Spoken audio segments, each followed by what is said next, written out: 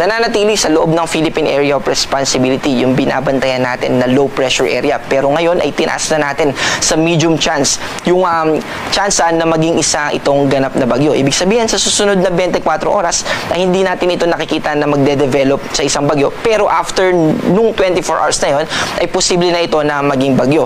At kung mangyari man yung development nitong low pressure area na ito sa isang bagyo habang nasa loob siya ng Philippine Area of Responsibility, ay bibigyan natin ito ng local name na Kiko. Sa kasalukuyan, itong low pressure area ay nasa 1,170 kilometers east ng extreme northern Luzon. At dahil may kalayuan ito sa kalupaan o may kalayuan ito sa ating bansa, ay wala na itong direkta at indirect effect sa ating bansa. Hindi rin ito napapalakas yung southwest monsoon. Kaya maging bagyo man siya o hindi, ay hindi na ito makakaapekto sa ating bansa. Ang nakakaapekto sa atin ay yung hanging habagat, partikular na dito sa western part ng Luzon, dito sa Ilocos Region, Zambales, sa Bataan, Occidental Mindoro, at Antique. Yung mga binanggit nating lugar, yun yung mga magiging maulap at mataas yung tsansa ng mga pagulan. Sa natitirang bahagi naman ng ating bansa, ay magiging partly cloudy to cloudy skies. Ibig sabihin, maliwalas ang ating kalangitan at mababa yung tsansa ng mga pagulan.